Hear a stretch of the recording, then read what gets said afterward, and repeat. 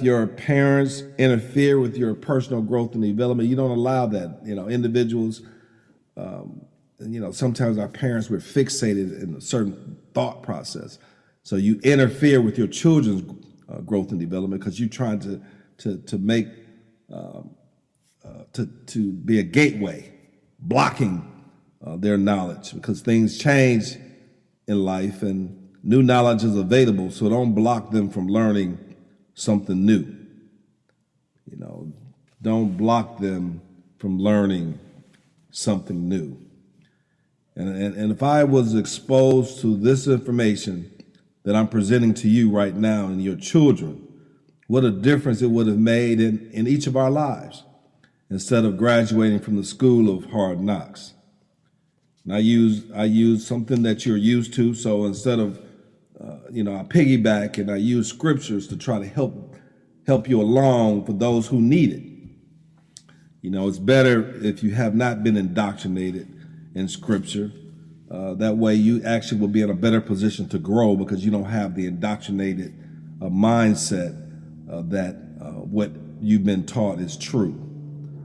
But it should you be used to, and if you are a scripture-driven individual, a prayer warrior, if you will, you have to use it in a positive way to build you up instead of tearing you down. But no matter what, the scriptures tell us if we don't work, we don't eat. So that not only applies to you as an individual, but your children in your household. Because one day you're not going to be here. And the same ones that's been relying on you and you've been an enabler, these children are now on the street because they cannot take care of themselves. So we use the scriptures as a critical thinking tool for the purpose of tilling the soil of the mind, to lay up a new and proper foundation for life, in a troubled world. So let's talk for a moment about this thing called hope. Our children and our because they will be adults like you, but a lot of us, not all of us. And the Christianity works for those who are prosperous because they know they have to generate income. So they develop themselves in that way. And they huddle together and they really don't have the thought process. And not that we are not capable individuals, but what I want to do is take our capability and make it profitable for you to help other people in your church and those in the larger community. So when we indoctrinated with this faith and hope concept, and like I told you before, without works, faith is dead without works. And we have to be compassionate to help raise up a new generation of individuals whose mentality is based upon reality and not fiction. It's okay to have hope. Being told to have hope is someone or something outside of themselves that they are being taught, indoctrinated to believe in. To have good credit. So we taught basic stuff, have good credit or use someone else's credit. Keep hope alive. And to me, hope, you can't pay your rent with hope. I need to pay my rent, each and every month. So hope and faith and hope is not going to pay the bills. Not going to pay the bills. So to me, because when they say keep hope alive, and especially you go to a preacher and tell them you can't pay your rent, trust in God. Trust in God. Keep hope alive. Everything's going to be all right. But if you read the dollar bill, it says in God we trust, right? So to me, when somebody's telling you to keep, trust in God, keep hope alive, they're basically telling F you because they just saying you just need money, man, to pay your bills and stuff. So, in God we trust, keep hope alive. So it's a fiction. It's slander. It's like cursing at you. And we're not connecting the dots. We're not connecting the dots. So went to one funeral where this preacher told the mother had just passed away. And that, for the family, it's another horrible story of lack of unity within the family structure. In spite of themselves, they shot themselves in the foot.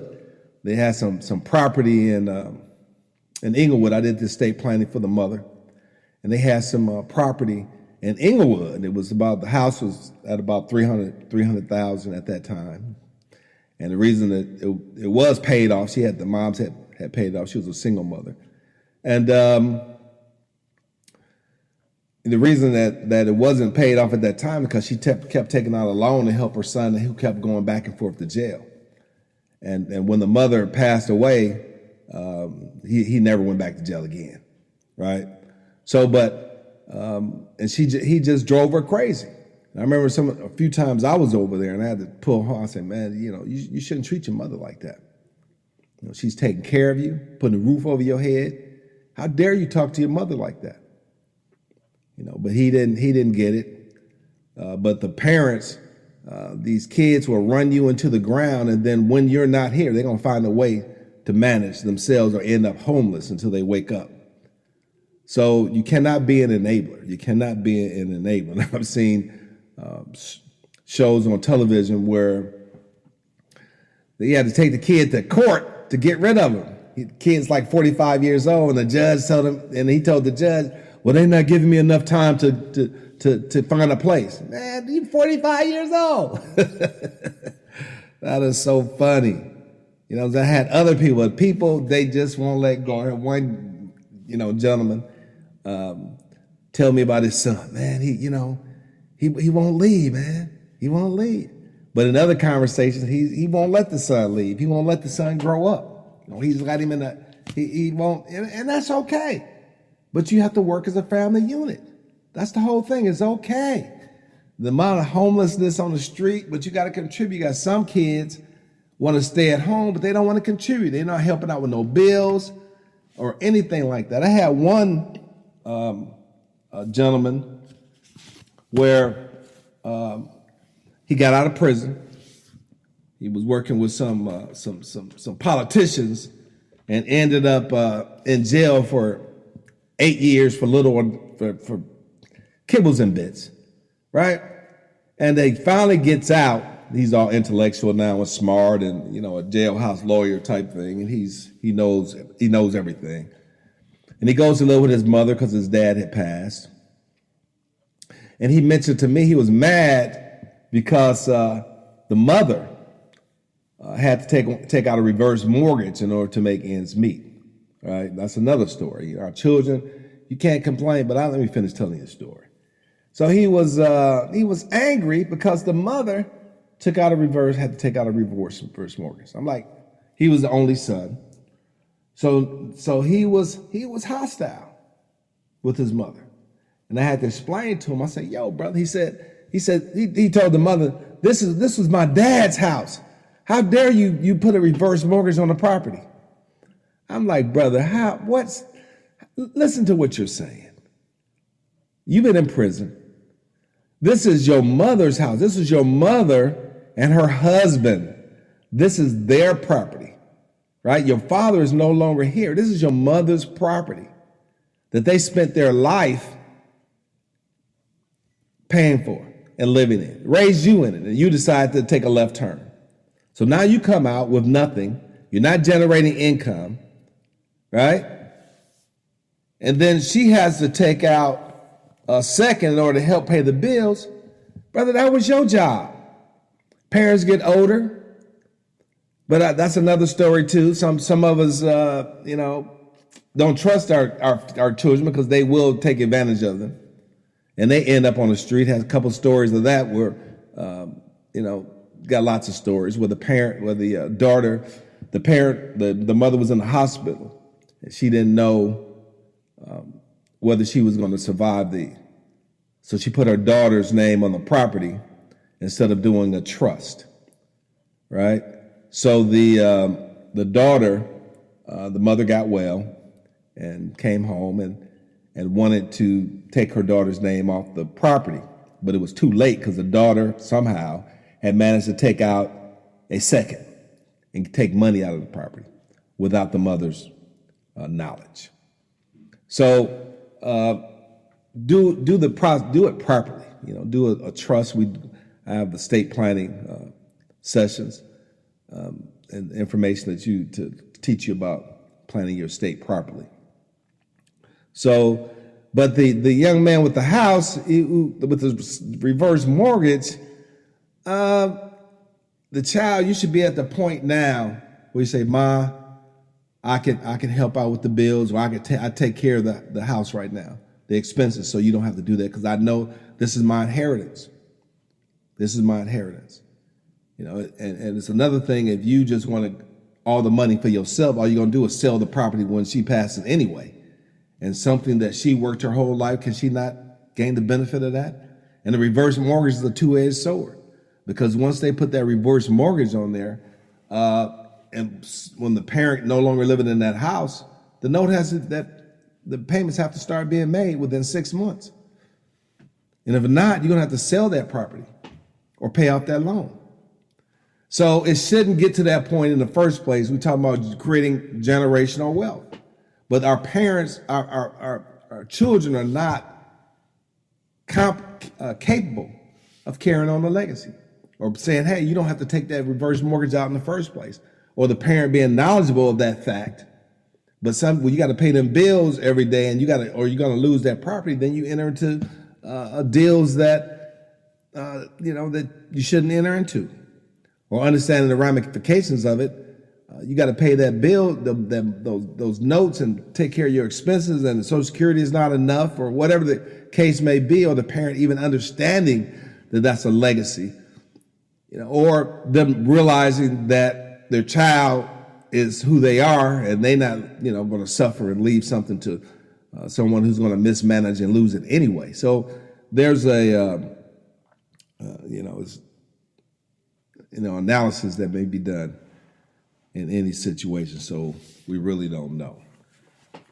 All right, but there's certain things that we need to understand, that land, they're not building new land. So every time is not the answer of just selling the property. There's ways that you can keep that property. There's ways, there's things that you can do to keep that property. So the first thing that we need to do is get our financial house in order. And that's what this is designed to do. And like I mentioned before, there's a way, there's a program that within the program that allows you to earn income so you can generate cash and get out of debt and start creating wealth, and just having that knowledge in the first place. Or when you get married at a certain time, the wife may want to be at home and raise the children, which is very important to being able to nurture and raise your children properly and not just let them grow up like weeds. So it's a financial strategy. And when we come home, we come together as a family unit, and get out of the wilderness. Come home. That's a good way to put it. So we can work together and create a solution to the many problems that we have, because we're putting our money where our mouth is. And just like elections every year, we allow the preachers to come up in the pulpit, but when their election is not on, they disappear. They disappear. But what I would like to see is for them to teach the community, come to the church and say, "Listen, I'm going to have political workshops. And this is how you use the political process to empower yourself in the community." None of that has ever been done. So the people are never educated, and they become victims of the political process. And every black church, or blacks in general, should have an agenda that you supply the politicians. That if they don't deliver on these issues, then they're not going to be voted in office. We're not going to support them. So they come up and sing a good song and make us feel heartfelt, but we forget